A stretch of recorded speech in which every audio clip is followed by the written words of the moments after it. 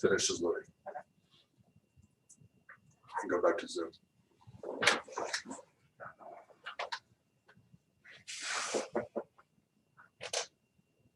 Go close it.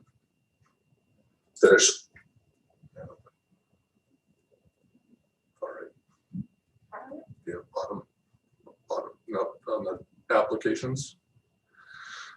All of that. There we go.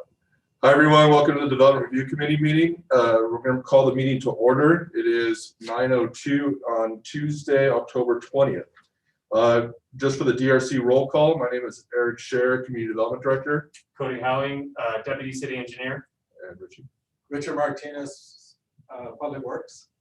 So this is the time. Anybody wishing to comment on today's meeting will need to have emailed in their phone number so that they can call. We can call them on any of the items on the agenda. But now, or they could have submitted their comments to planning@cityoflaverne.org for public comment, or to the project planners for the individual cases that are on the agenda today. First on the agenda after call to order is public comment. This is the time set aside for any items not on the agenda to see if there's any public comment.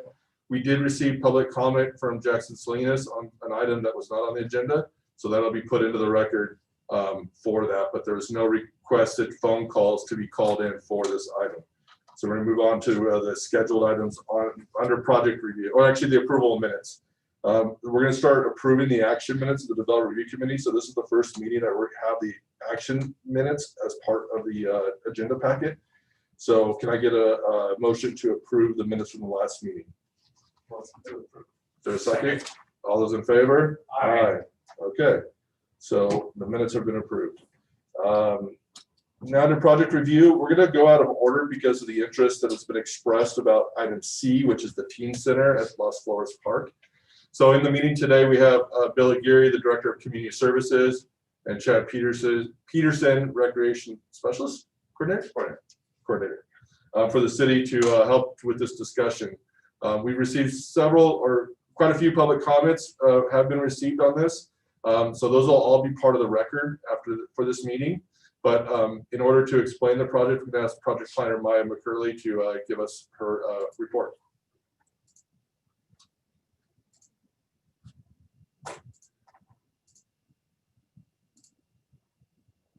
So good morning, Development Review Committee members. So this is case number 76-20 PPR, which is an application for the development of the Teen Center that was submitted by the Community Services Department. The proposed Teen Center is approximately 8,000 square feet and would be located at Las Flores Park, located at 3175 Bowling Avenue. This precise plan review application is concerned strictly with the architecture and design of the proposed facility, and that's all the scope of work that's being reviewed today here at DRC.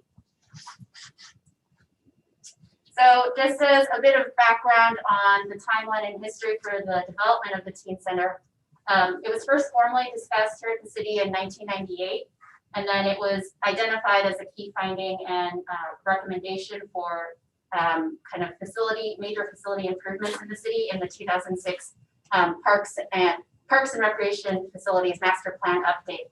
That was again reaffirmed in 2008 by the City Council, and then in 2016 during a strategic planning session, the City Council identified the Teen Center development as one of their top priorities. With that direction, they asked staff to develop an action plan, which had seven steps. So the first step was to develop a City Council Teen Center subcommittee where 2 members of the City Council sat on that committee to help guide the development of the Teen Center. Members of the Community Services Department, the Teen Center City Council subcommittee, I believe the Public Works Department, and also participants of the Youth and Family Action Committee then took tours of different Teen Center facilities in surrounding cities to determine what amenities they wanted to see in our own facility. They did a survey of local youth to determine what needs and amenities they wanted to see in the proposed new Teen Center. And they also evaluated different site options for where the Teen Center could be located. Next, they had to review different proposals that were received after a request for proposals was put out for different designs for the new Teen Center, and ultimately they selected proposals submitted by WLC Architects for the new Teen Center building. They then reviewed construction and cost projections. And then the final step was to identify different funding sources. So steps 1 through 6 were accomplished by the end of November 2018. And then in 2019, they did identify a potential grant funding opportunity that would provide the necessary funding to move the project forward. So with that, they filed an application to the Community Development Department, case number 94-19 PPR, in order to obtain the approval necessary and complete the CEQA documentation that they would be required to submit as part of their grant application. Due to unforeseen circumstances, the grant application opportunity fell through, so there was no firm timeline for when the project could move forward. And as such, the Community Development Department formally denied the application for 94-19 PPR in March 2020. But then in August 2020, Community Services Department staff identified a new grant opportunity that they would be eligible to apply for, and thus resubmitted the application, which is what's before you today, 76-20 PPR. It's the same plans that were previously submitted, and nothing's changed with the architecture design in terms of that. So the proposal is for a teen center building that will have approximately 7,362 square feet of interior building space, along with approximately 600 square feet of covered outdoor space. That would include 2 covered entryways, as well as a covered patio area that's intended to be utilized for arts and crafts. Additionally, there would be an approximately 1,000 square foot uncovered patio area on the south side of the building where there would be a barbecue, along with a 4,200 square foot outdoor basketball court, which would be adjacent to the teen center facility on the east side, a new 46 stall parking lot with a trash enclosure along the northern property line of Las Flores Park, as well as different landscape improvements, including the addition of community gardening areas and outdoor gathering spaces. So just a bit of information on Las Flores Park, which is where the center is proposed to be located. It was initially developed in 1968. It is zoned official, and it's owned by the city of Laverne. It's an approximately 16-acre community park at 317 Walling Avenue. It has a wide range of amenities, including expansive open turf area, tennis courts, a volleyball court, horseshoe pits, tot lots, picnic tables, shade structures, which cover approximately 5,400 square feet, and the aquatic center building, which is approximately 3,400 square feet with a competition-sized swimming pool. So for a variety of reasons, including the popularity of the park, its proximity to Bonita High School, the wide range of amenities that are there, it was determined to be the preferred location for the proposed teen center. So I do want to talk a little bit about the zoning for the site. On the left, you'll see the city's official zoning map. And the zoning map identifies a particular zone for every piece of parcel property within the city.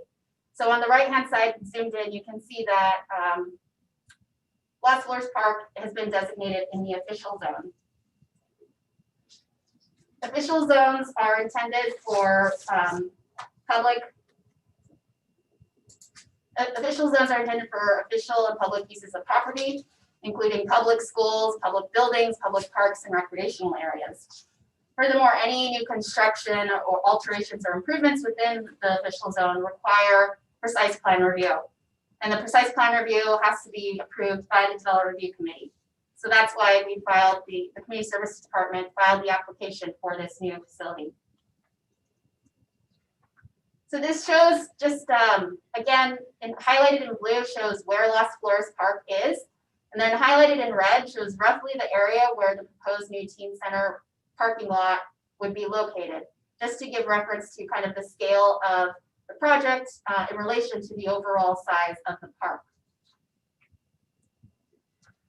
So here is the site plan. You can see to the left that the center is immediately adjacent to Bonita High School on the western property line, and then adjacent to the parking lot of the United States Postal Service office here in Laverne on the northern property line. It's also adjacent to the Evelyn Hollinger Redwood Memorial Grove, which is here. And some of the trees would need to be removed in order to accommodate the new teen center facility, but parts of the grove would still be preserved. So the site plan does comply with all of the development standards of the official zone. in terms of the setbacks and lot coverage and height restrictions. The setbacks are required in the official zone for front and rear are 25 feet. And then for interior side setbacks, it's a minimum of 15 feet. So for the rear setback, which would be considered the northern property line, there's approximately 43 feet between the building and this property line. So it complies with that minimum 25-foot requirement. The interior side setback would be considered this western property line. There's approximately a 50-foot setback. So again, it complies with that minimum 15-foot setback requirement.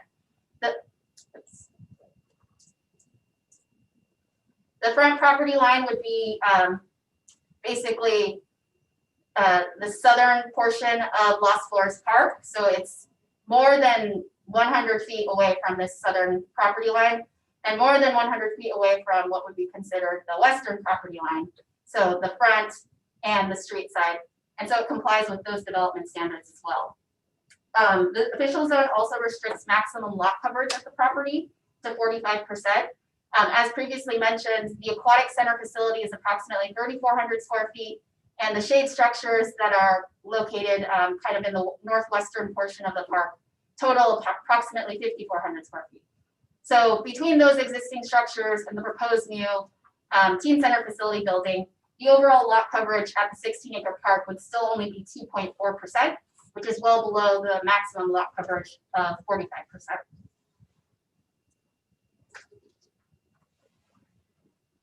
So this shows the floor plan of the teen center and some of the amenities and programming that are anticipated. You can see that majority of the space, which is concentrated at the center of the building, is really dedicated towards games. So they would have the proposals to have different tables, so like pool, foosball, ping pong, air hockey, where teens could play games here and also congregate. They would have a juice bar with concessions where they could hang out here. But there are also other dedicated spaces. So there's an outdoor covered patio area that they're hoping to utilize for arts and crafts. There are two kind of larger rooms where classes or other programming could be held. The rooms can be combined into like a larger, approximately 1,400 square foot space, or they can be separated through the middle with dividers to create smaller spaces. There's also a music room, kind of a lounge and entertainment room, a game room, and then also offices where the staff would be working at the center.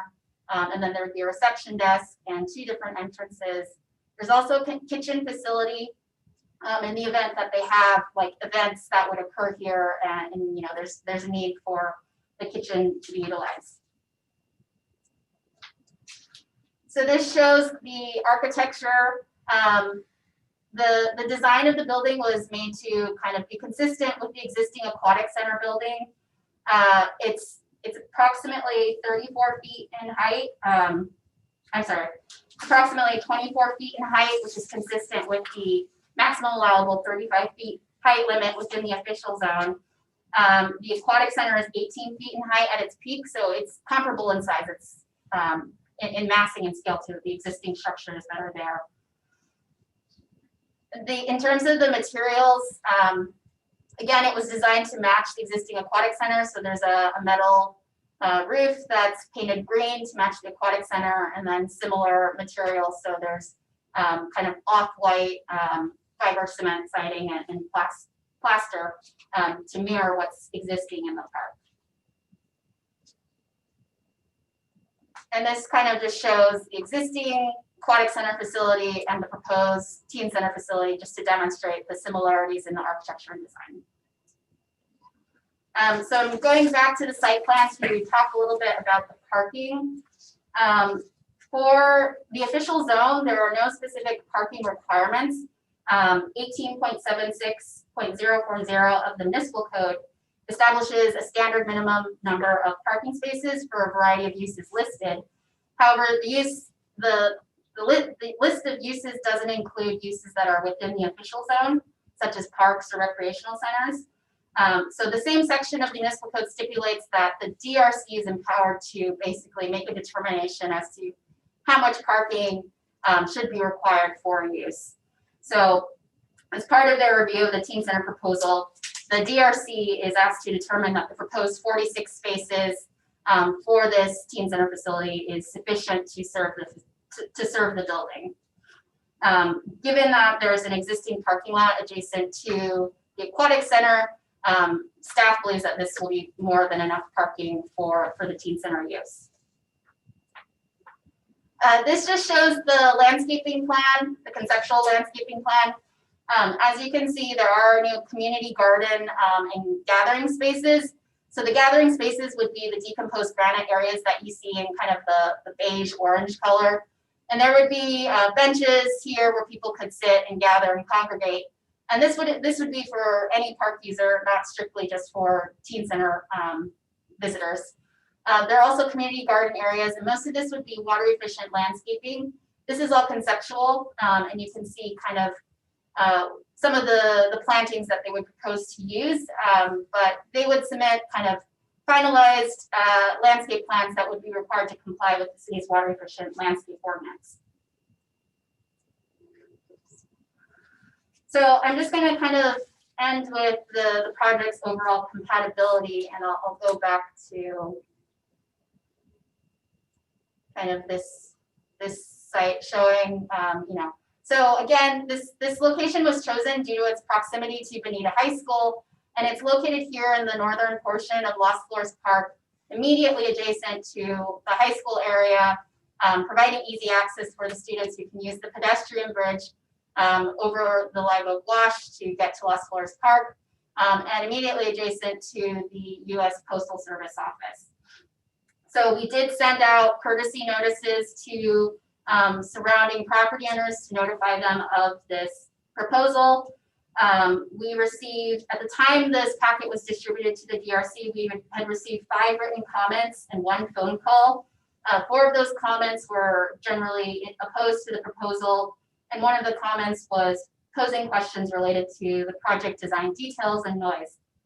Since that time, we've received an additional 24 comment letters and at least 2 calls expressing opposition to the proposal as well as concerns with the design.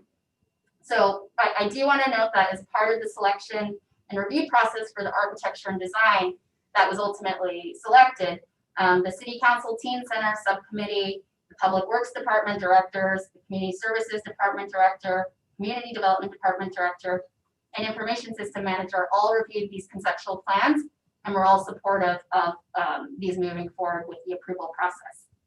The project is categorically exempt per the California Environmental Quality Act per section 15301 class 1, which is existing facilities, and 15303 class 3, which are for accessory uses. So it's also exempt per the common sense rule, which is section 15061B3, where it's determined that proposal will not have any significant impacts to the surrounding environment. It's also exempt from the Laverne environmental guidelines, so no further environmental review is required. Due to the number of comments and letters that we received with expressing opposition and concern to the proposal, specifically the design, lighting, noise, traffic, and location, staff won't be making a recommendation today, and instead we'll look to the Development Review Committee for guidance on how to move forward. Thank you. Thank you, Maya. Before we get to committee member comments, we do have requests for people that wish to speak before the Development Review Committee today, and because of COVID, these are going to be done over the telephone. So we're going to give us a few seconds here to call the first person, and we're going to have them on speakerphone. If you are waiting to be called, please make sure you turn off your YouTube view, because there will be an echo.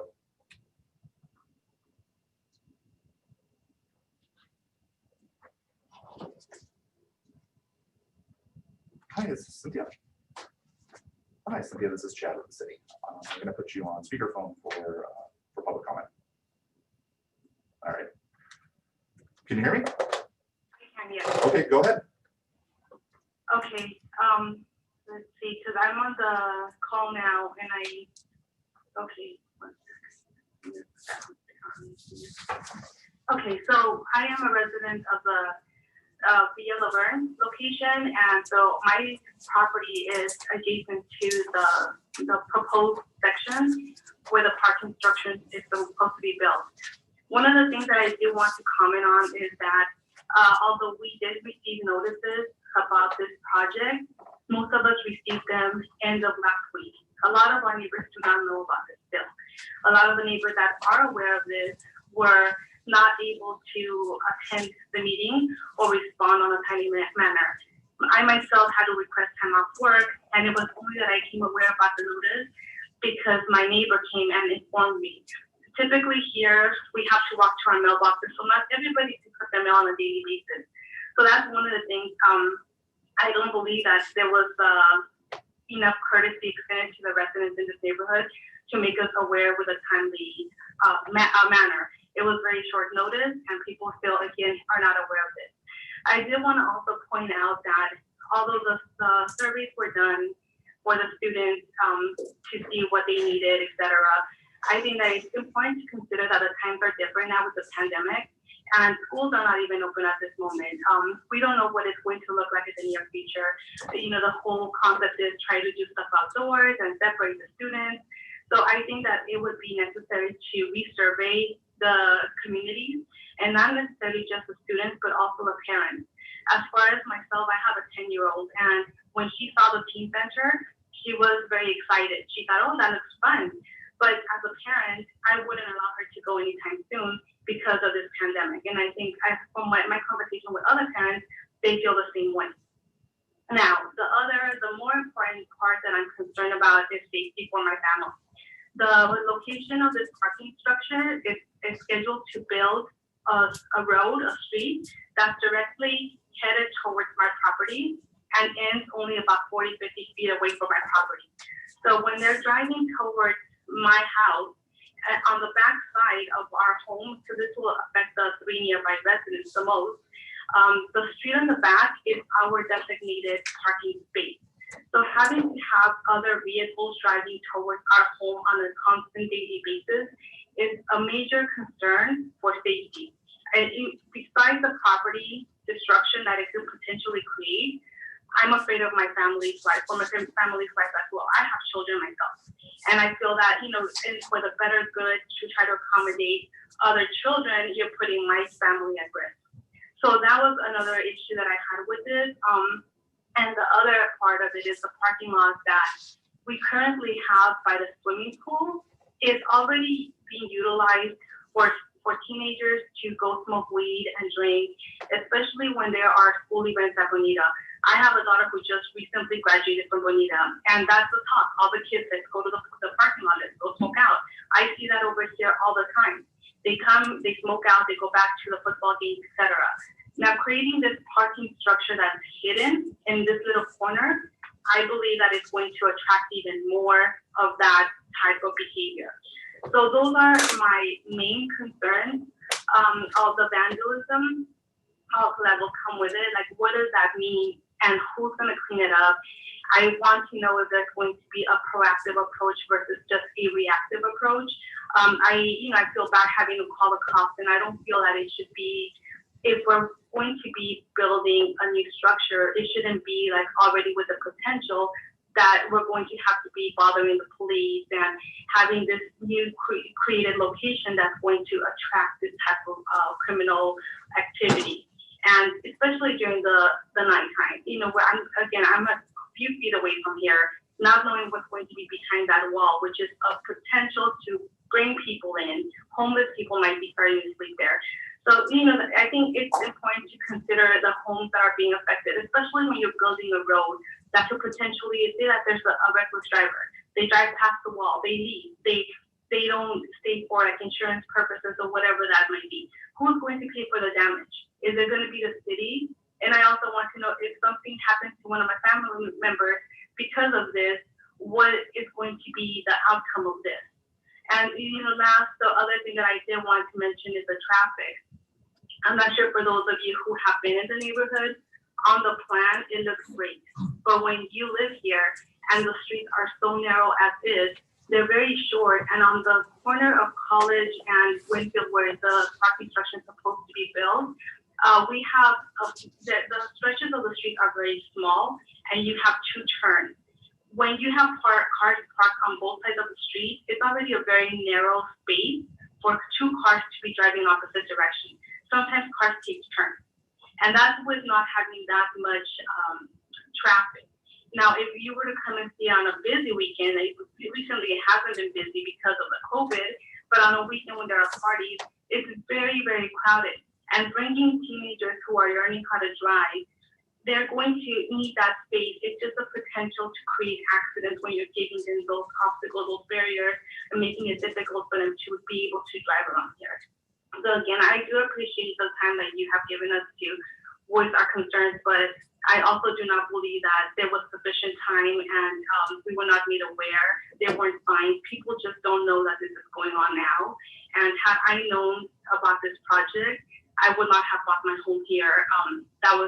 I bought my home 2 years ago, and I do really want you to take into consideration, especially that road that leads right into my property. It's like, I don't think any of you would want to have a house where you're going to have a street that's building that's going to be made for cars to drive exactly directly towards your house on a daily basis. That's scary.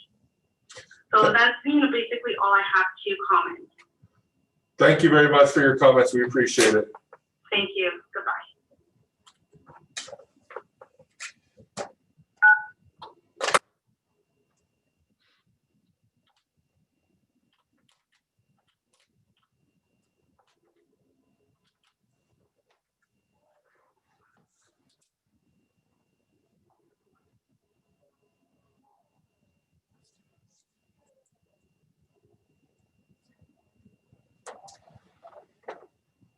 Hi, Missy DeHans. Hi, Hans, this is Chad. I'm calling regarding public comment for the PRC. Okay, I'm going to put you on speaker. Great, sounds good. Thanks, Chad. Can you hear me? I can hear you. Okay, you're up. Great. Hey, first off, I'd just like to thank the board for the opportunity to speak today. Again, my name is Hans Ehom. I live at 2409 College Lane, and I'm in one of those properties that's adjacent to this proposed project site. And, I stand to be, just like Cynthia, severely impacted by this development should it go through. The whole project was pretty new to me up until just a few days ago, so I did my best to try to get schooled up on it as best as I could. And really think through with an open mind what this would look like, how it would affect me, the neighborhood, etc. And as it stands right now, after a lot of consideration, I am opposed to the construction of the project. I really don't think that the benefits outweigh the negatives in this case. I sent a pretty, at least I thought, a pretty detailed letter of my thoughts and concerns to Maya a few days ago. And I'm not sure if that letter has been forwarded on to anyone else in the room there or anyone else listening. It was about 3.5 pages long, and I don't want to bore anyone or dig into anybody else's time to speak here. So I'll just try to sum up what I was trying to communicate therein. And I'll just go through a list of the concerns that I have. Starting at the top, I think the loss of green space to the community is a huge impact. I think by building a facility that's only dedicated to teens when we already have a facility that's open to all at the community center would be dividing the community. And I think that would be detrimental. I got some safety concerns for the users, for the community. I think that, although I think it was mentioned, roughly 2 to 3% of the Las Flores Park would be, built if this thing were to go through. I still think that the current design would be overbuilding in this park space. In fact, it was also mentioned that Las Flores Park is a really popular park in the area. And I think that its popularity in its current state is a reason not to build there. I also think that if we were to focus our resources on building this thing, it's going to take away an opportunity to spend those resources improving another facility that could stand to be renovated, updated, or improved. I've got concerns about the accessibility of it in its relation to public transportation. What is going to be the primary mode of transportation to get to this thing? I'm also concerned about entitlement access. I'm not sure that we can fully understand all of the unintended consequences by having a facility that's only dedicated to teenagers. I think that building this thing also encourages our teens to stay indoors and potentially just be spending more time in front of screens. And I think that goes against what open park spaces are intended to provide. I think that it could also inadvertently extend the reach of adolescent stressors. What I mean by that is if you got kids that are spending most of their time in, at school or other places in the same peer group, a lot of the sources of their stress may just simply be moved from those sources to a new building at this proposed teen center, not necessarily helping them get away from them. I also think that currently it provides redundant services. There's talk about this thing maybe overlapping with some existing school programs, perhaps local faith-based programs, the mental health counseling, which I know already exists with the school district. There's talk of a dedicated computer lab or computer room in there. Frankly, I think that would probably be better off closer to our public library and perhaps even improving what's already existing. Obviously, there's the barbecue area, which there's one that's already in place at the pavilion area right next door currently. And then, restrooms and such already exist at the pool facility. I'm also concerned about the maintenance budget of such a project. I think this thing could really get away from us and turn into just a money pit, a sort of white elephant for the community. I'm concerned about the Parks Department's ability to manage more maintenance. I know that there's already areas of the park right now that could stand to be fixed up. And I'm concerned about this whole concept of flopping, frankly.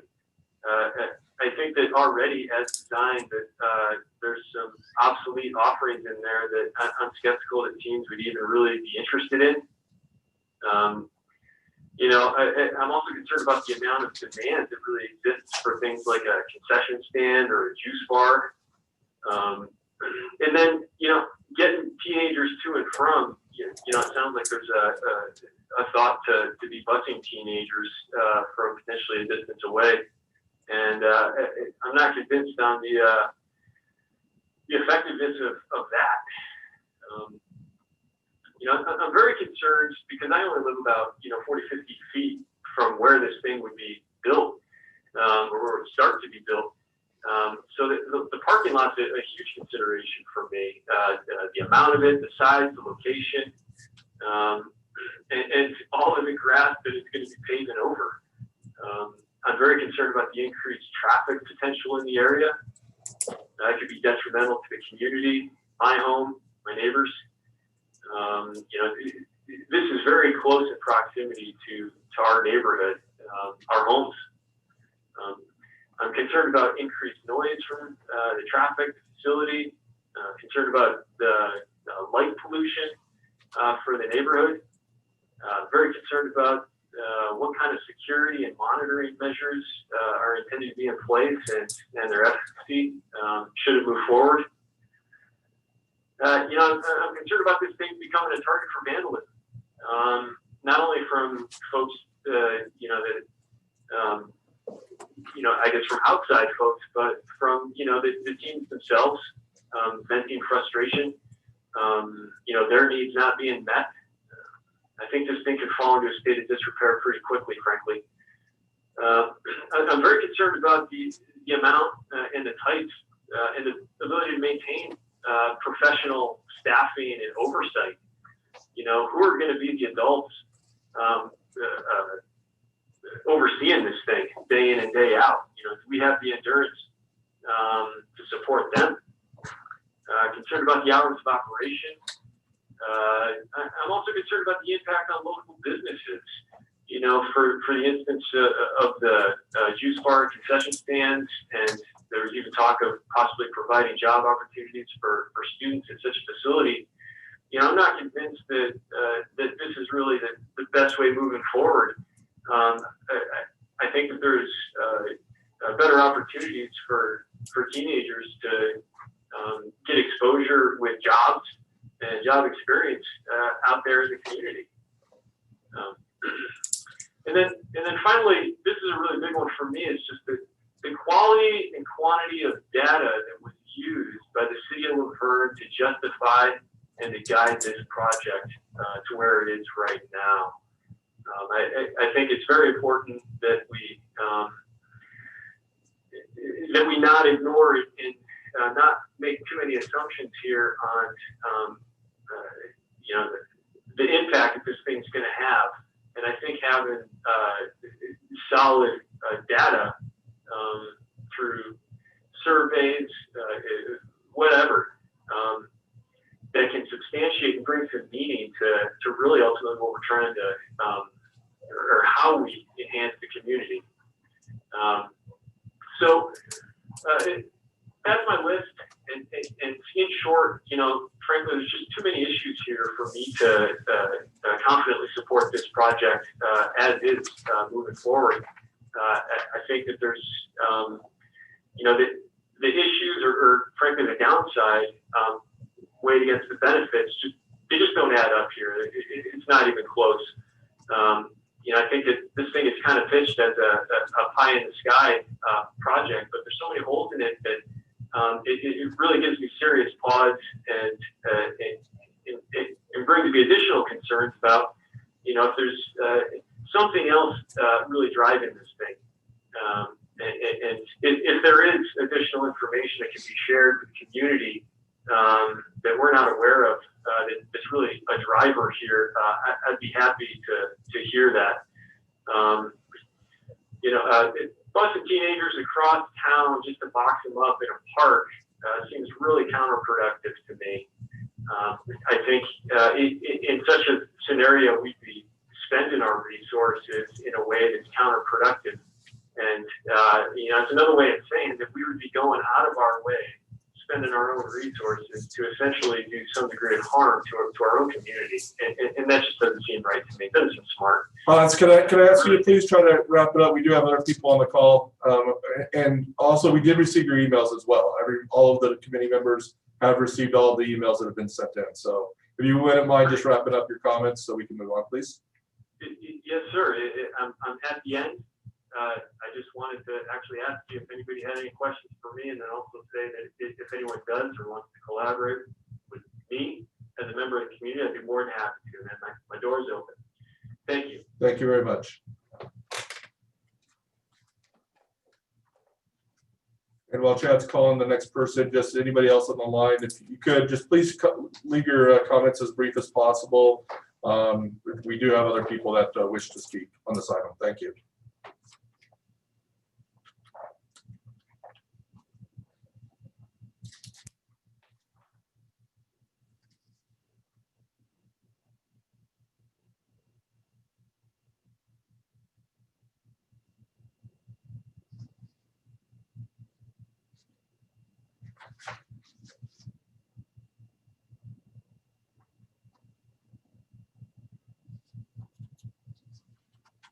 Hi, Peter, this is Chad with the city. I'm about to put you on speaker for the DRC, public comment. All right, hold on one second. All right, can you hear me? Yes, I can. Okay, you're up. So, hey, good morning, everyone. Mr. Mayor, members of the committee. My name is Peter Schaefer. I'm a longtime resident of Villa Laverne, a homeowner that lives just 3 doors down from the park. And I'm a professional in the area as well. So I've spent quite a bit of time working with our HOA We strive very hard to keep our community looking nice. If you probably noticed as you walk through, the gardening, the groundskeeping, tree maintenance, refreshing all of our look at the paint. And so we put a lot of pride in it. And I feel like maybe this board doesn't quite understand. I was slightly concerned listening earlier when they said that the review committee said there was no existing impact. I think that shows that maybe they haven't spent a lot of time in our neighborhood. Our area is basically bursting at the seams with family youth services. We all love youth.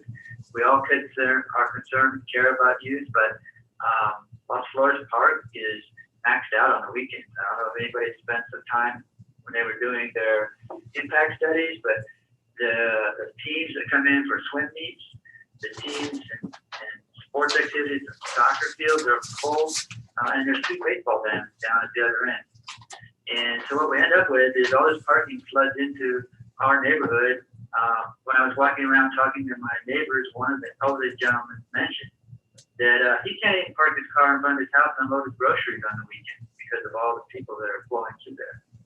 I don't know if you realize, but that diagram that Maya had up there on the board for a few moments shows that basically we're sharing a driveway with this. So that College Lane alley is intertwined with your parking lot inner entrance, and that's an impact on us. I mean, it's been mentioned already, but just the overall influence of traffic and emergency vehicles that need to come and go. And that is our back alley, and we have to access our garages and things through that way. So it just becomes I feel it would become a very large pedestrian issue.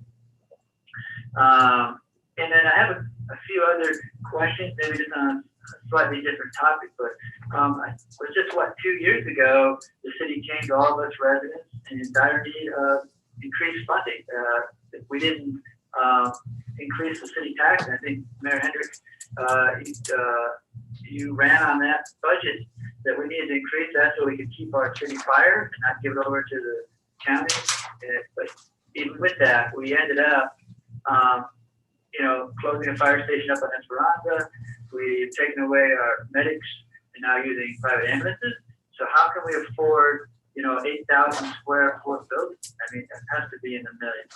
I don't justify that somehow in my mind with our budget. It seems like we need to focus on our emergency services and our essential services, especially now as everybody has been hit hard and out of jobs for 8 months, 9 months. I mean, I'm fortunate to be working, but some folks are not.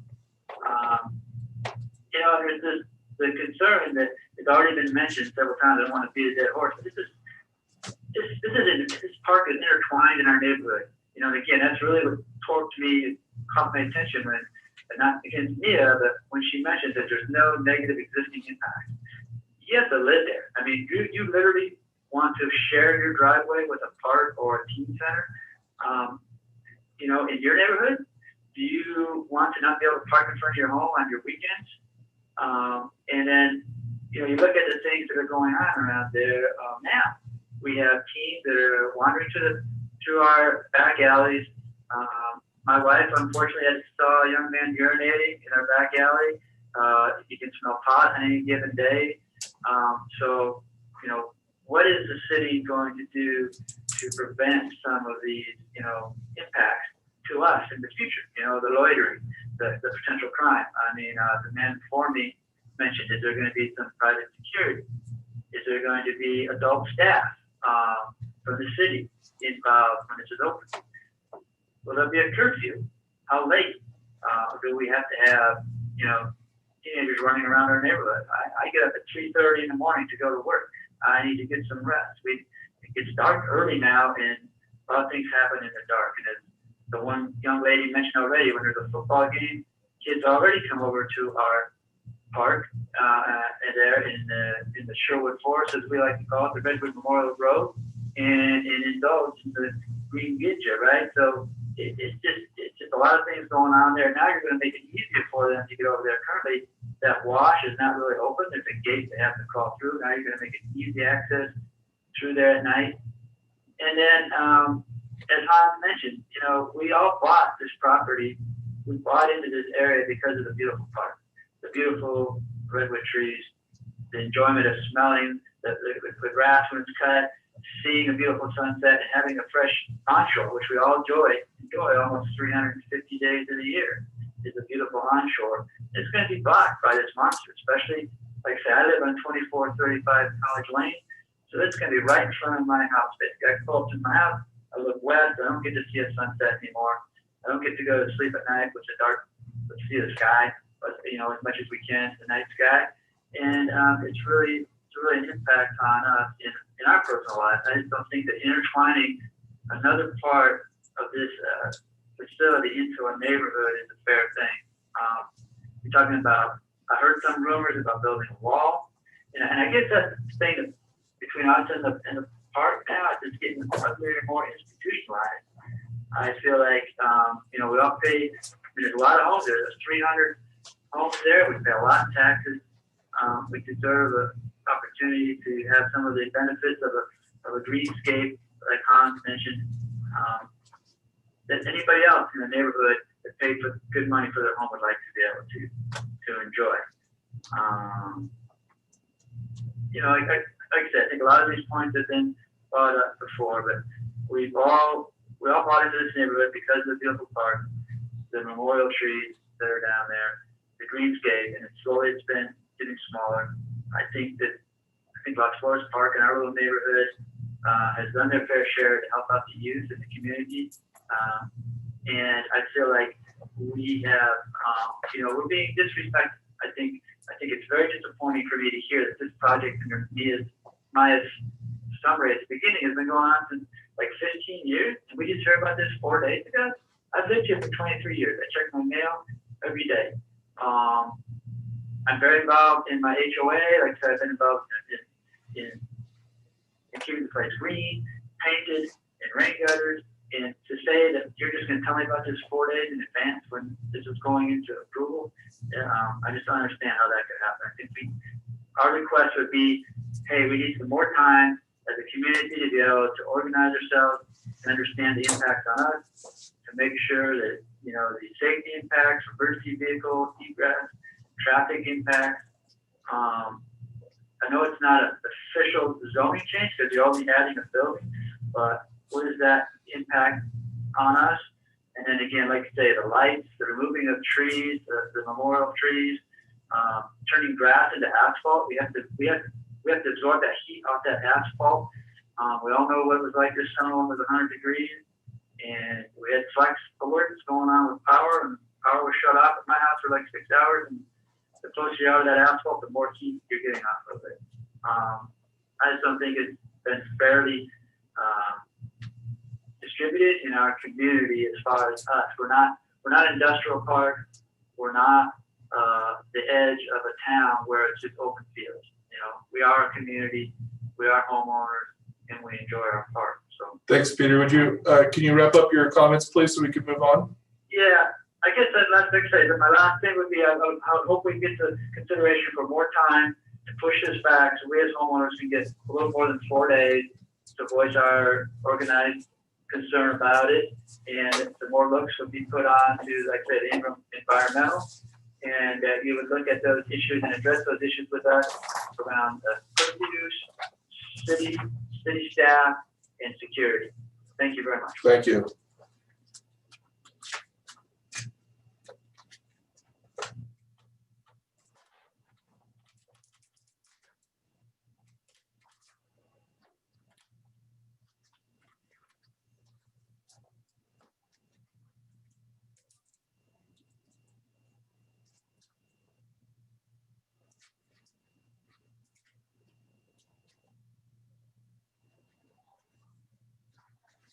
Hi, and this is Chad with the city. You can call regarding the DRC for public comment. Okay, I'm going to put you on speaker. Hold on 1 second. Can you hear me? I can hear you. Can you hear me okay? Yes, I can. You can go ahead. Well, I did forward over last night a letter and an email. I hope that everybody received that, or that you received that. We did, yes. Okay. So, but I also wanted just to speak, on a few of the topics myself. I have lived in the city of Laverne, right here in Villa Laverne, in the condominium complex, about a block away from Las Flores Park, for over 23 years. I raised a son here, and we've enjoyed the park, for these 2 decades. So I just wanted to point out that even though others may drive through our neighborhood and think that it's a row of apartments or rental units, maybe for students to go to the university, it's more than that. These are our homes. We actually do live here. Some of us owners actually live right here by the park. And we really are opposed to developing the park and developing a center that would invite non-residents to loiter in our neighborhood where we live. Our first primary concern, I think, is the traffic issue. We only have a couple of ways into our complex, and already there is a lot of traffic. I am on an entryway street, and there's constant traffic on my street. Now, I know that. I chose to live on a corner on the entryway street. But, the drivers do not adhere to the speed limit. And we have elderly folks who are walking across the street on their way to get some mail. We have people walking their pets. We have children. There are squirrels. We're not looking to add additional traffic, and especially potentially teenage drivers. Also, where I am located, which is on the corner of College and Knollwood, I am half a block, not even probably, from the intersection of College and White Avenue, and there are a lot of accidents that happen at that intersection. And I'm sure, that you may be aware already or could look it up. There is no lights there, and it's a blind corner, and it's very difficult to leave our complex that corner. I actually don't leave that way. I drive around the back way. So the thought of adding additional traffic, especially again, potentially teenage drivers on that dangerous intersection, is not appealing. Also, as I stated, I've lived here for over 20 years, and I did raise a child here. He did walk to the park for his activities. He was a member of the swim team. He played basketball. He practiced at Royden Elementary. He had science camp multiple times every summer. I would not. I absolutely would not allow my minor child to walk to the park if there was a teen center there. It wouldn't have happened. And I'm sorry, it just would make me incredibly uncomfortable.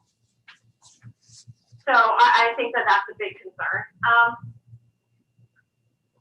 I don't have a lot of crime where I live. Absolutely not a lot of crime. And I'm on an entryway street, as I've said before. However, this past summer, on the 4th of July, my truck was broken into, and it was in my driveway. I assumed, hey, it was a holiday weekend. Nobody had anywhere to go because everything was canceled. But this is the first time I've ever had any vandalism in my neighborhood. In my unit at all. And I park in my driveway.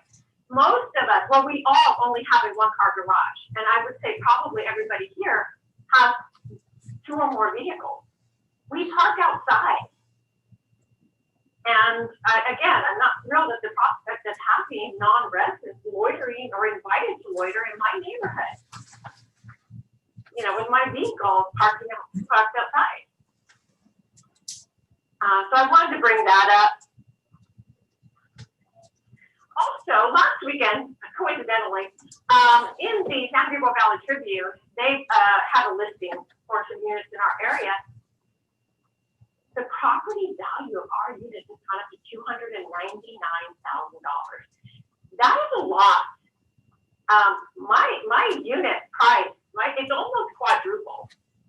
And I'm not thrilled at the thought that maybe my property value would go down.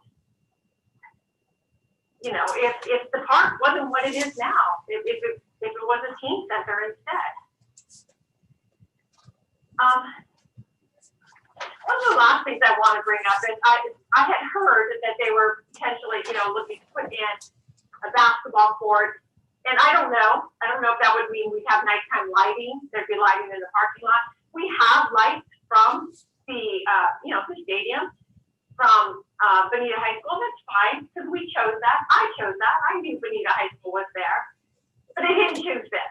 I didn't choose additional nighttime lighting and activities. So I don't know again if the proposal, includes that, but I just wanted to make sure I mention that. We already have, as you are all aware, we already have the Laverne Sports Park, which is attached to Bonita High School, which is, the baseball field, the football field, the skate park. And there's a big sign outside that says this is closed due to COVID guidelines. So, I can't use the track. I don't even know. It was under renovation before the pandemic hit. So it's been quite a while since we were even invited to be able to use that facility. So I just kind of feel like maybe we should table this conversation and table the spending until we're certain that our governor is going to allow us to use the facility.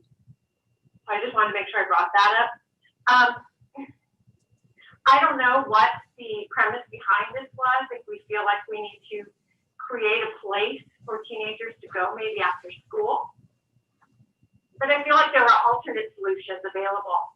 Just over the weekend, I was driving by the Edwards Theater that's been temporarily closed, and we all know it's been closed for about 9 months now. I don't know if it has plans to reopen, but it's a humongous lot. It's only catty corner from Bonita High School. So I just wanted to throw that out there. I thought, that might be an option. There's also that huge field over there on Wheeler Avenue that is near that park. I know there's a strawberry field across the street from Bonita High School, and I'm sure it's probably privately owned, and they do cultivate crops on that field, but it is also right there adjacent to Bonita High School. So I just wanted to point out that there are probably alternate solutions.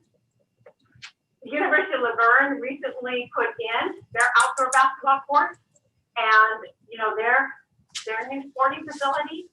So they've got an old gym. I don't see why we couldn't partner with the University of Laverne. They have child development majors, they have education majors. Maybe that would be a solution for some field work for them and save us some money in trying to hire folks. So again, I just want to put out there that I feel like there are probably better alternatives than using our community right here.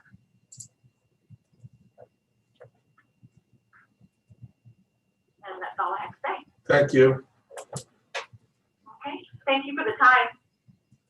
Thank you.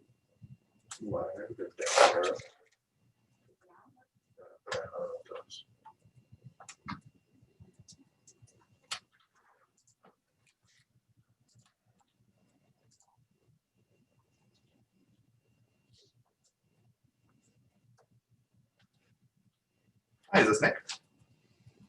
Hi, Nick. This is Chad with the city. I'm going to put you on speaker for public comment for the DRC. Hold on one second. Okay, Can you hear me?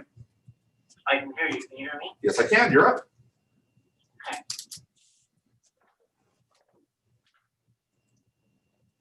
Okay, my name is Nicholas Kern, and I own a condo on Lamelli Lane, 2356 Lamelli Lane in San Diego, Laverne. And I'm very concerned about this project. I've owned my condo there for 30 years. I bought it from my parents. My sister moved in for 15 years. My parents lived there for 10 years. And currently my daughter and her family are living there. And when we first bought it, my mom loved the park across the street. And I'm very surprised to be informed that this project is progressed to this point without hearing about it until like 4 or 5 days ago.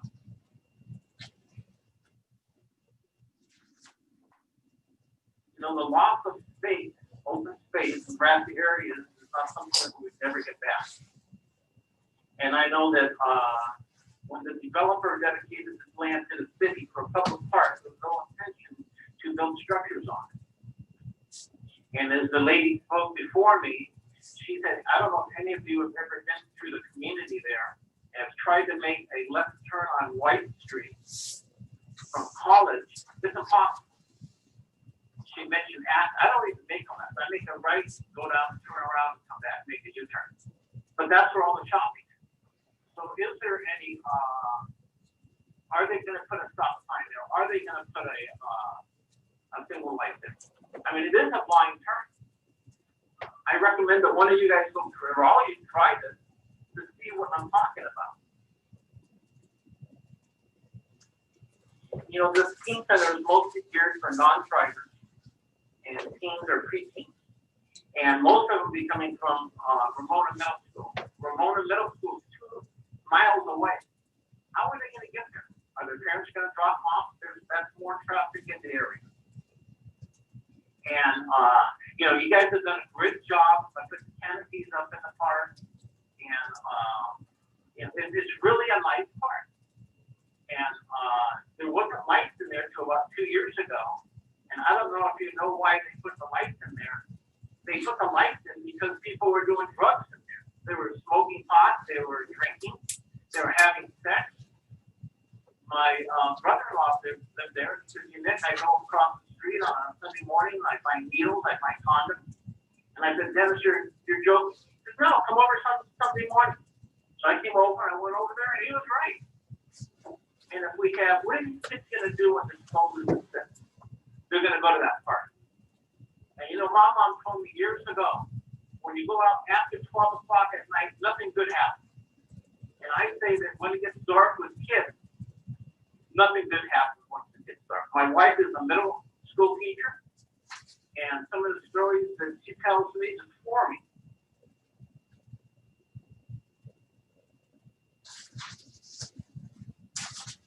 I mean, I could go on and on and on, but you know, after this COVID's all over with and 25% of the business is closed, there are going to be plenty of places to put a teen center. You know, I'm very surprised that the center is in the middle of a community that is a bedroom community. Most of the teen centers, I live in San Dimas, and there's a teen center off Covina Boulevard. There was a teen center off Covina Boulevard in between Long Hill and San Dimas High School. It was upstairs by the aquatic. It is gone. It's no longer there and it's used for public office. So, you know, like I said, I could go on and on, but I know you guys have a busy day. And, you know, I just hope that you take this into consideration. And I oppose this teen center at Lost Forest Park. Thank you. For listening to me, and go Dodgers. Thank you.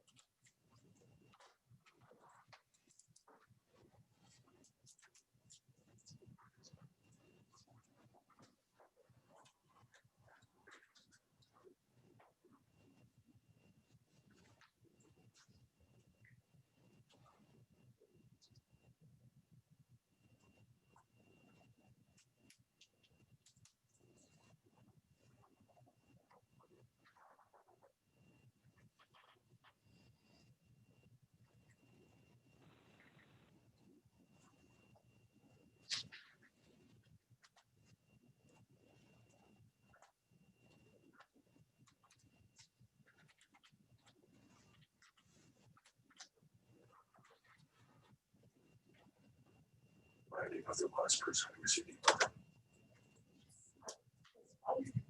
Okay. I don't know if she's planning on speaking now. She didn't answer the first time.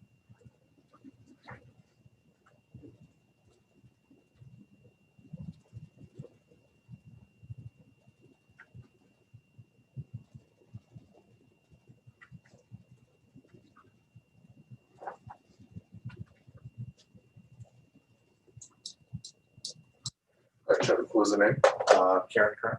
All right, Ms. Kern, just want to let you know, we did try to reach you. We understand your husband Nick just spoke, so that is the last of the requests for phone calls. So we're going to move along to Development Review Committee comments and questions. I'm going to start this off trying to clarify a couple of the points that were raised or to talk about that or look to Bill or Chad to help me just describe what's occurred so far. So one of the questions was funding and how the city could afford a community or a teen center at this time and with the tax raises. Can you talk about how the teen center is expected to be funded? Yes, our architects have come up with a estimated cost of 5.8 million. Right now, the city has a little over $3 million in our CIP fund. And we are looking to do a state grant this coming December for $3 million. So it all depends on if we receive the $3 million from this grant. And my understanding is in order to apply for that grant, you need the environmental determination, which this board is tasked with making that decision. Correct, And that's why we're here today. correct. Okay. So in terms of the environmental determination, Maya had mentioned that this project under the California Environmental Quality Act is exempt under certain statutes that are based in the law that basically say that a project of this size and scale and what the proposal is doesn't require an environmental impact report or environmental studies. So saying that there's no impacts in the neighborhood is not the same thing. The city is aware of the concerns about traffic, but all that means is that a formal traffic analysis isn't required by the state law, the Environmental Quality Act. That's all that Maya was stating. The parking lot design is still subject to this board's review. Again, Maya said earlier in her statement that this development review committee is tasked with architectural and site design, parking lot design included, but not actual use of the facility, the hours of operation, how it's managed, security, those things are all dependent upon the operations as they're outlined by the community service department, which takes direction from city manager, which takes direction from the city council. So those things all would still need to be worked out. None of those details are fleshed out yet. This is simply for building a building, knowing that it's for a teen center with the outdoor basketball court and a parking lot. So we're still looking at that. And one of the commenters mentioned that they thought that it shared the driveway with the existing residents to the east. This project is not proposing that. There is a separation. Mike, do you know how much space is there between the existing driveway and the proposed driveway? All right. Back to the left.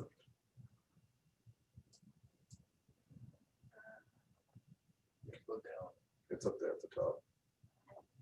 It looks to be maybe 10 feet approximately.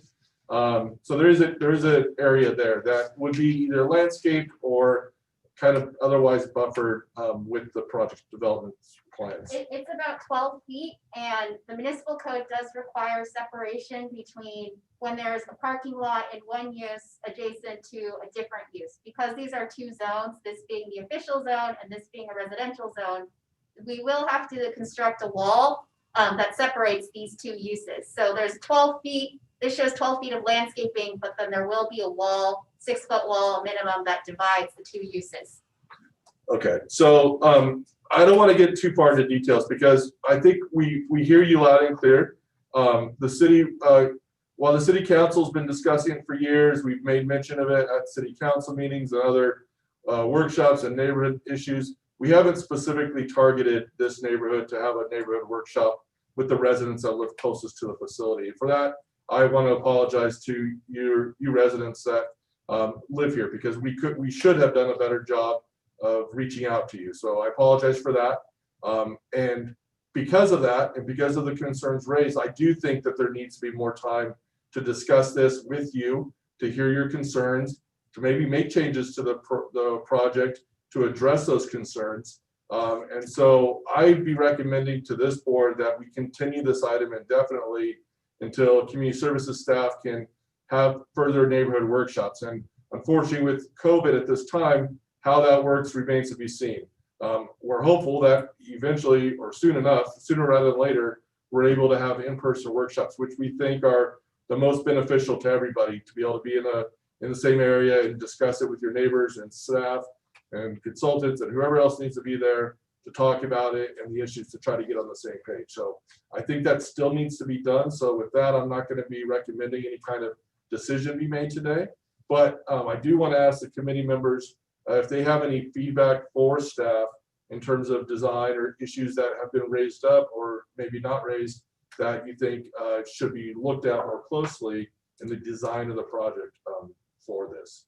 So with that, committee members, do you have any comments or concerns or direction that you'd like to provide the staff to look at before this comes back to us at a later date? So I have a few minor comments. I won't dive into the deep details, but I think we'll kind of leave these a little bit vague and continue on through the process to work those details out. But focusing on the driveway entrance, I feel that the approach could be widened and improved to further allow for better sightline visibility for traffic entering, exiting the parking lot, and then also traffic on the street. With that evaluation, we can take a look and see if maybe at that point that knuckle, which will then kind of be turned into a three-way intersection, will meet the warrants for a stop sign. That would also probably help improve safety for traffic in that area.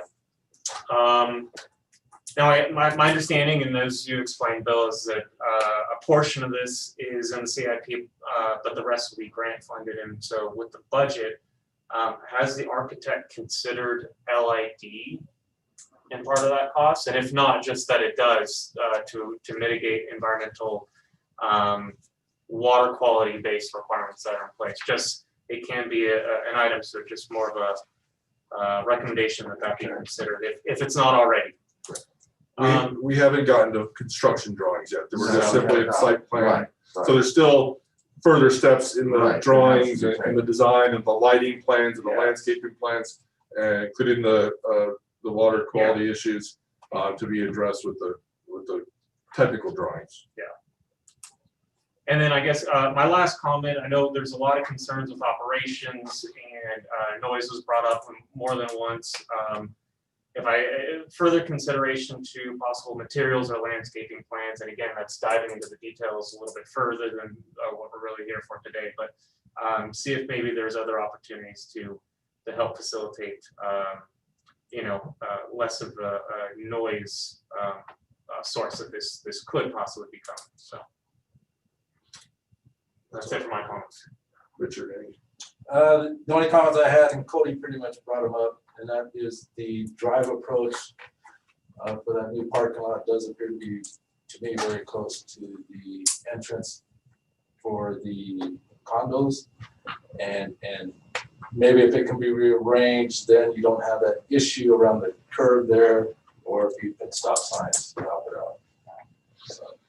Okay, so yeah, I think that we all agree that the parking lot definitely needs some work to be done, provided this moves forward. I also would express some general concern about the 6-foot wall requirement between the driveways. I think there's some visibility and impacts that having it blocked off might create a worse situation than it would of having a screen wall. So I think that needs to look at either a combination of a taller wall or a lower wall or just enhanced landscaping that 12 feet to provide the physical barrier for vehicles so that they're not accidentally driving into structures or into the other property, but also to providing the sight lines that are necessary to make it safe. There's a parking lot, lightings are required by the city's municipal code, but it's designed to not specifically spill over into the residential property, but also provide the amount of lighting so it's a safe and secure lot too, right? So it's a balancing act. But I think overall, basically, I think my message is that we do want to do more reach out with the community, to hear you more, get more of your neighbors involved. Apologize for the last minute letter and this. We should have done a better job. And so with that, I'm going to recommend that we continue this item indefinitely so that the Community Services Department can conduct some further public outreach, neighborhood workshops to hopefully come to some consensus on some of these issues so that when it's brought back, at least some of these concerns might be alleviated. Is there a second for that motion? Second. All those in favor? Aye. Aye. All right, so it's continuing indefinitely, and we would send out a notice to anybody that emailed us in about this decision this morning, or anybody that was called in, as well as before any meetings come back to this committee, we would definitely do another outreach to you with, but before then, you'll be hearing from Community Services Department about those neighborhood workshops, whether they have to be virtual or in person. We will be doing more work with you. So thank you for your participation. All right, we're going to move on to our next item. Actually, Maya, since you're here, we'll just stay out of order. I see your applicant, Mr. Reese, is on. So we're going to go with item number B, which is classification of use for 2984 First Street or for Reese's Vintage Pieces. Maya, you have your report. Well, let's wait for Mr. Reese to get on here.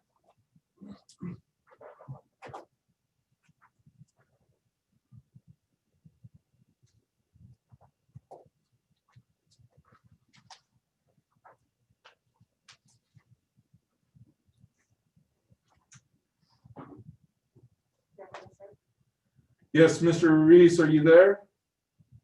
You're on mute. So make sure you're there and can hear us.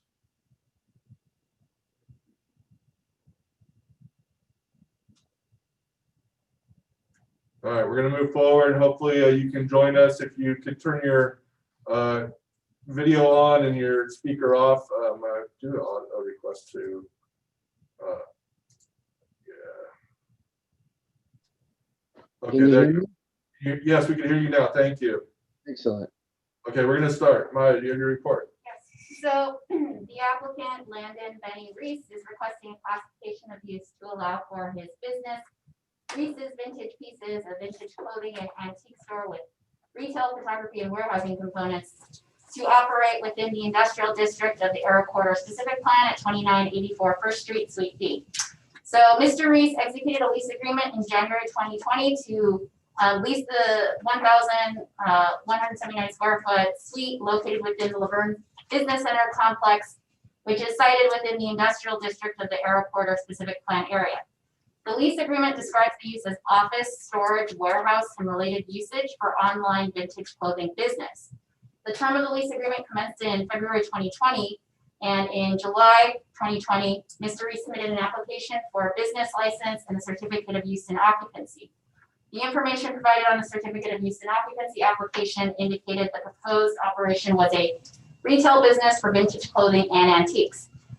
The Aero Quarter Specific Plan use chart identifies different permitted, conditionally permitted, or not permitted uses. So within the use chart under the retail commercial section, antiques are identified as not permitted within the industrial district, as are clothing, formal wear, and shoe uses. So staff communicated with Mr. Reese regarding the Aero Quarter Specific Plan's restrictions prohibiting vintage clothing and antique uses at this particular location, which is within the industrial district. Moreover, staff indicated that the issuance of the certificate of use and occupancy, which is required in order to operate a business within the city, would be withheld due to this issue. So in response, Mr. Reese provided additional information regarding the exact nature and operations of his business. So in the information he provided, he described his business operations as having three main components. The first being retail, the second being photography, and the third being warehousing. So the main component is retail, as that's what financially sustains the business. However, he indicated that majority of the retail sales are conducted online through websites such as Etsy or at trade shows. Obviously, trade shows aren't happening right now, so most of the business is being done online. And so this particular space at 2984 First Street is not intended as a storefront. And he reiterated this fact in that, majority of the sales are conducted online. There are no scheduled business hours, and he doesn't allow walk-ins. People who do make purchases through his online store, they're usually mailed their purchases, or if they want, they can schedule an appointment to come pick them up in person from the suite. The second component of the business is photography. So obviously he's selling the items online, which requires him to photograph all those items, which he does at this space. He also is curating an online museum. So he uses this space to photograph a lot of things for that endeavor. Lastly, the third component of the business is warehousing. So Mr. Reese previously operated the business from his home in Pomona, but eventually over the years kind of outgrew that space. So that's why he leased this space, which is larger and provides more ample storage to store all the inventory that he ultimately sells online.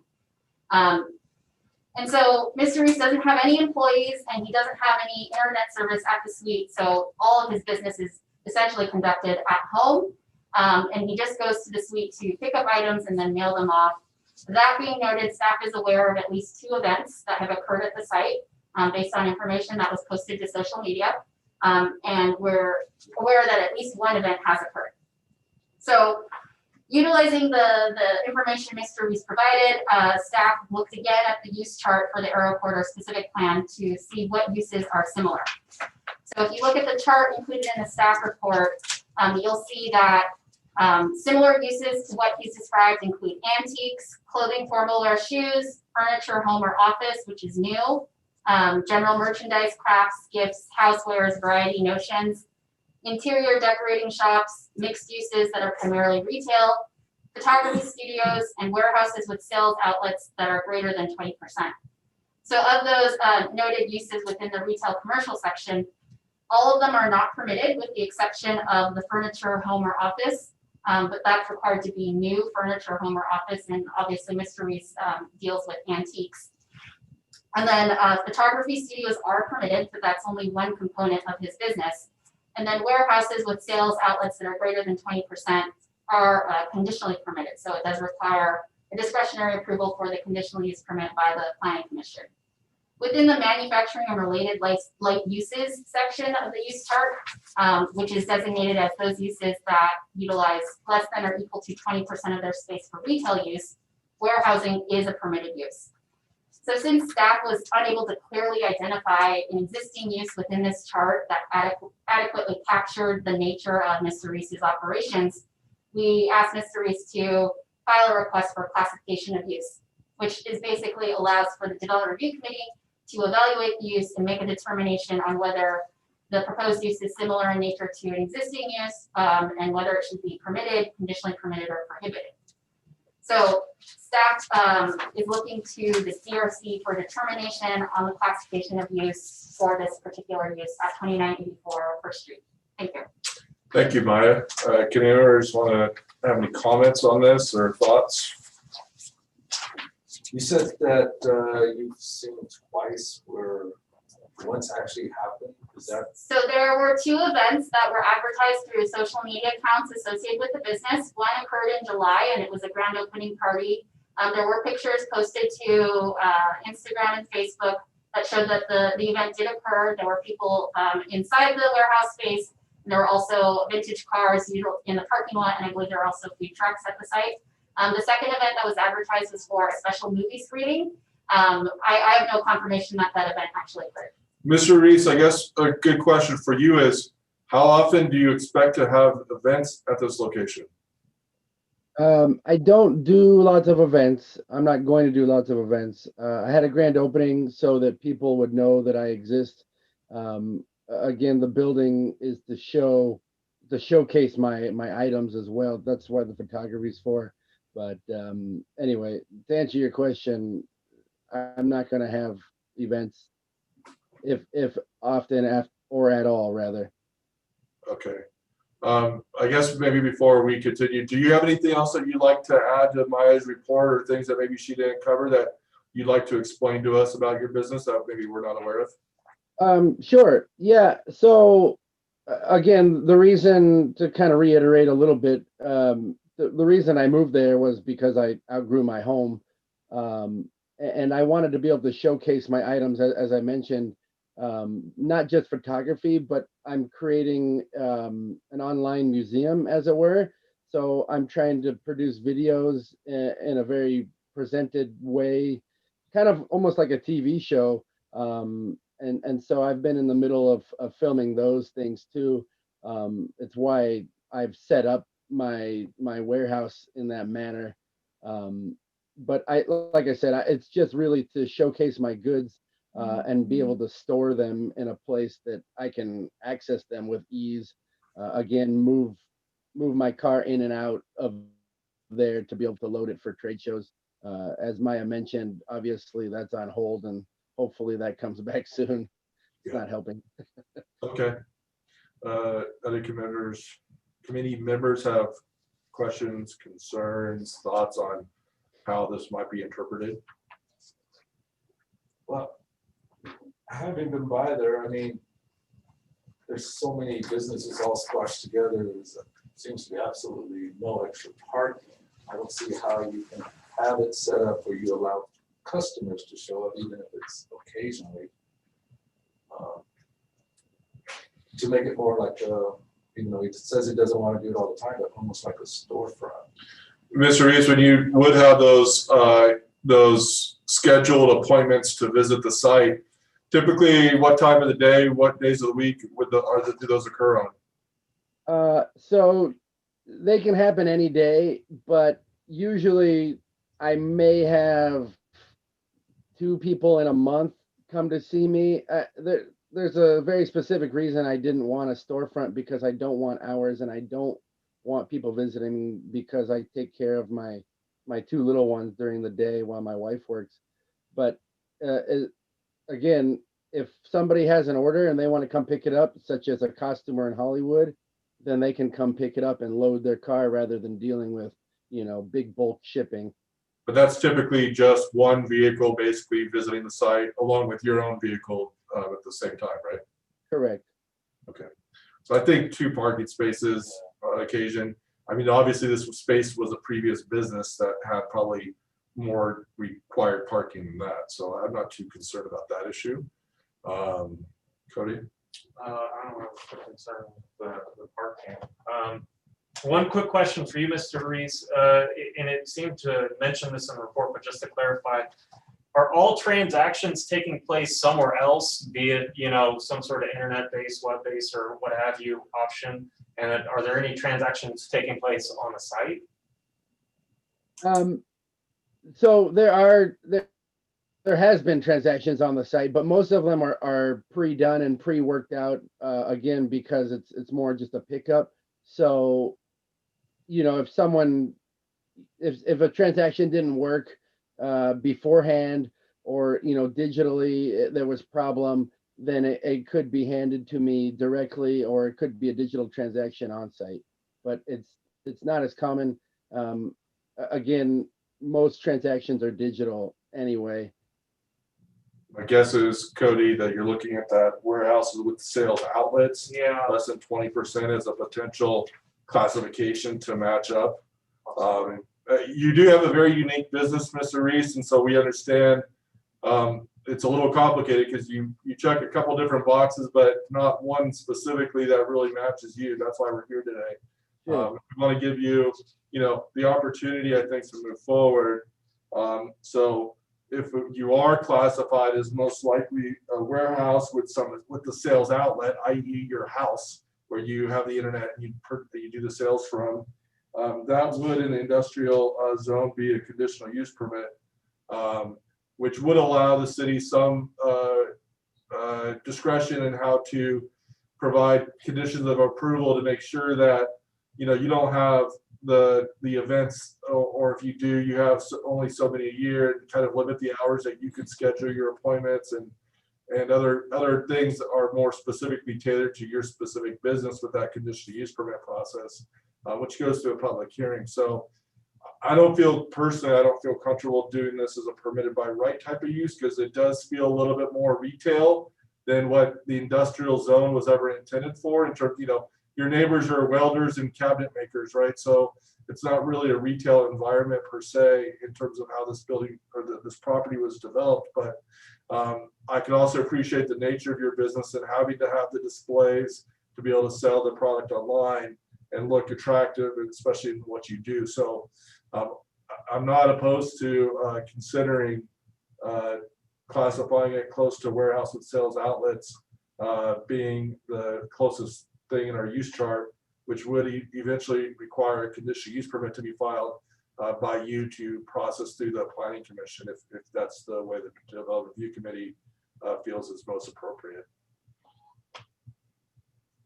I see that as a fitting classification, being that, like you said, it checks some of the boxes, but not one entirely. And some of the other uses that it may be, defined or are not permitted. So rather than, try to Prohibiting and draw a clear line, but yeah, give them exactly. a road forward with knowing that there could be conditions of approval that would help to regulate, to where if they're in violation, then that could be revoked and could be required to be shut down if they're out of compliance. Richard, any other thoughts on that? No, I guess that would be an adequate way to go. I see it more as a retail business than warehouse. But I guess as long as there's conditions to make sure. So if that were the case, then any future conditional use application would come back before this board for a recommendation onto the planning commission. So we'd be even further into the details. Because again, this is going to be appropriate for any use in the I zone that's similar to Mr. Reese's is going to have to follow the same path forward. So either permitted, not permitted, or conditional use permit, right? So I think that's probably the fairest way to move forward because we don't have a lot on this chart that's permitted by right without having to the CUP or not permitted. So with that, Mr. Reese, would you like to add anything else before we make a motion? Just that the other businesses around me are doing similar things as far as, if there's a car business, people are going to come pick up their cars, or if there's a cabinet, they might come pick up their cabinets. I feel it's the same thing. As I mentioned, the title of my business incorporates retail, yes, but the use of that facility is not retail. And so I just want to make that clear, just because it's not what I'm trying to do here. Again, I don't want traffic there. Again, very specifically, otherwise I would have just got a storefront, which again, I don't want, Yeah, I understand. I think the conflict we have here as a board is that if we say that you're permitted by right, that means that you go in there and let's say you sell your business to somebody else and they have an idea to be more retail. There'd be nothing from us from stopping that at that point. We would have already made the decision that that's allowed to occur, to where that's where my concern would be. I don't doubt that you're telling us the truth and that this is how you wish to operate. And I think it probably will work, but we want to make sure that we put those conditions in place to make sure that if you ever sold your business, that they'd follow the same rules of what you're hoping to follow. That's all. Okay, and so what does that mean exactly as far as? So Maya will follow up with you, but we need to make a motion first to make sure that's the direction that's going to occur. And if so, then Maya will follow up with you after this meeting to kind of outline what your next steps are. Okay. So with that, is there a motion to classify this type of use as a warehouse with sales outlets? As so moved. Is there a second? Second. All those in favor? Aye. Okay, Mr. Reese, so Maya will follow up with you later to talk about what your next steps are, okay? Okay, Thank you very much. thank you.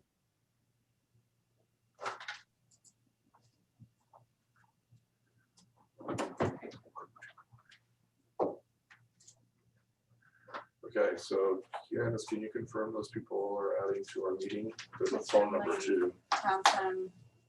Go ahead and add the people's names so we could ask about the phone number. I don't know the other two people. Oh, you don't know this? It's all right, they're on here, they're probably okay. No, Jessica? She's on there, Oh, Jessica's on. yeah, camera live. Oh, Hello. hello. Good morning. Morning. We have three of you. There's one on the phone in the waiting room. Do you know if that's part of your group? Yeah, one of them is Guy Lee. He's the architect on the job. Guys on now. Hello. Hi, Guy. We lost the phone number, so maybe it was one of you. Okay. Oh, and I turned it off. I'm using. Oh, okay, that was you. Got it. I'm using on Zoom. We're all here. So we're gonna thank you for your patience. Sorry that took a little bit to get to your item, but we're ready to move forward. So this is project number A, which is Hillcrest Woods and Skilled Nursing Facility remodel and new front entry, 2600 A Street. Candace has a report. Yes, case number 70-20 PPR. The Community Development Department received an application to remodel the Woods facility and add a new covered walkway at Hillcrest Homes. In 1992, Hillcrest requested approval of the master plan application, which divided Hillcrest community into 23 separate neighborhoods. The Woods Health Services facility is located within neighborhood 23 of the Hillcrest master plan. The 41,106 square foot building plus basement operates as a skilled nursing facility, assisted living, and memory care facility. The applicant is proposing to move the main entrance of the Woods facility to the center of the building and to remodel the exterior courtyard areas. A new covered walkway is also being proposed to add a link from the drive-up drop-off area to the new main entrance, along with a new building facade and a new interior remodel with a new entry lobby. The new covered walkway is proposed to be 8 feet by 8 inches wide, measuring from post to post, with an 18-inch roof overhang on each side. The pitched roof would be about 8 feet 8 inches high. The walkway is proposed to be 90 feet long, starting with a 250 square foot covered area near the drop-off area, setback 26 feet from the property line, which the required setback is 25 feet, leading from the sidewalk on A Street to the entrance of the building. The covered walkway is proposed to stand 17 feet high and will have manufactured stone veneer wainscoting at the base of the steel columns with wood trim caps on the top of the columns. The west elevation is proposed to be enhanced with stone veneer at the base of the building, topped with wood trim, new window trim, architectural columns with matching stone bases, new wood horizontal siding at the top of the entrance, and a new sign stating Woods Health Services, and a new door with side light windows. Due to facility standards, the west and southwest elevations propose to add screen walls that stand 7 feet 6 inches tall that have wood siding for the first 4 feet, and then wood rails on the top. They are placed in front of the entrance doors and can be seen in more detail on page A104, and the locations can be seen in the dotted line on elevations G4 and A9 on page A201. Southwest and south elevations propose stone veneer at the base of the building with the wood trim at the top, wood horizontal siding along the entry doors and with the wood trim. The proposed changes to the architecture of the Woods facility will help make the building more consistent with the newer Hillcrest buildings, such as the meeting house. The changes will enhance and upgrade the Hillcrest Homes community as a whole. The floor plan proposes the new entry lobby that results in the loss of 6 semi-private rooms. For landscaping, there are currently 18 trees on site. Tree number 13 is the only tree that was identified as being defined as a protected tree in the Laverne Municipal Code and is protected in place per the plan, along with 4 other non-protected trees. 13 of the non-protected trees are proposed to be removed and replaced by 11 new trees in the west and east courtyard areas. The landscape plan will be routed to the city's landscape consultant for review and approval prior to issuance of any building permits. The total number of rooms in the existing facility is 61. After the proposed remodel, 55 rooms remain. Therefore, the number of parking spaces required is less than what was previously required. Therefore, parking for the facility is now proposed to change and will not be affected with this remodel.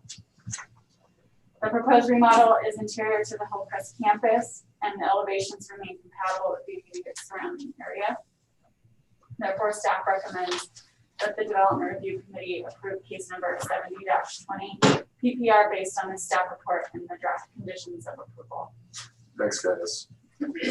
Committee, before we begin with committee member comments, does anybody on the applicant side wish to add anything to Candace's report? No, we don't. That's pretty accurate.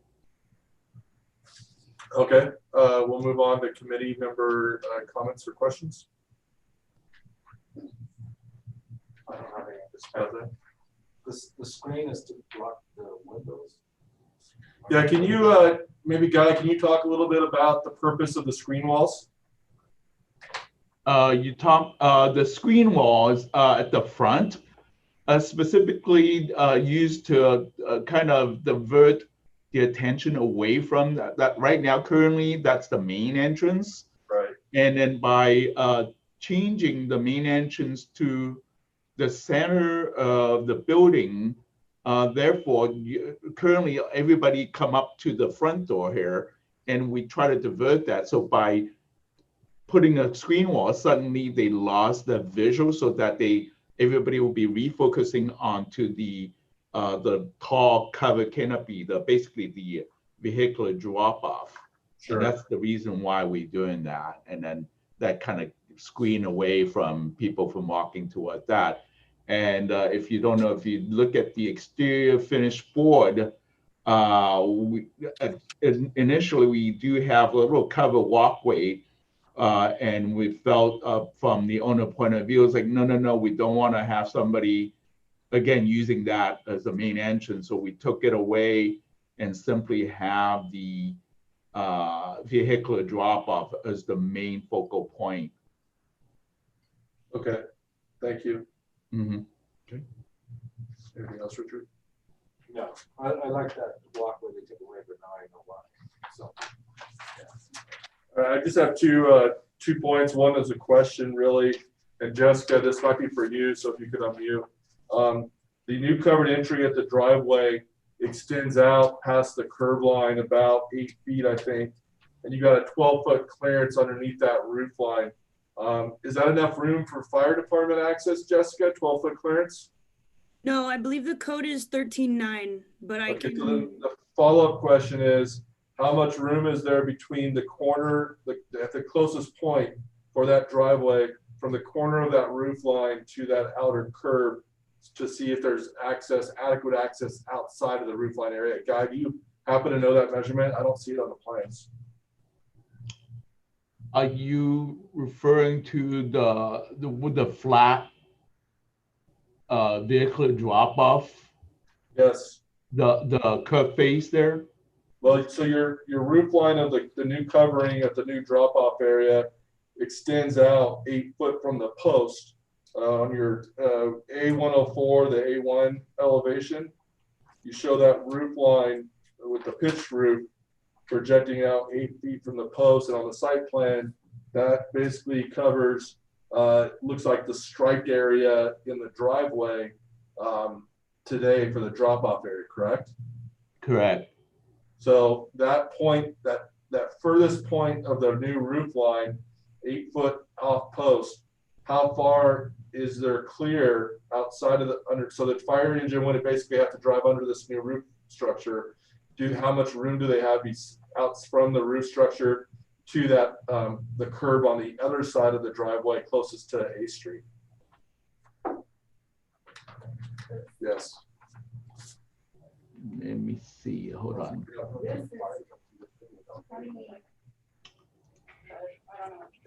Yeah, because it narrows down. My concern is just, obviously the fire department responds often to woods, and we want to make sure that the fire engine isn't clipping the roof or has enough room to access the driveway in the front of the facility.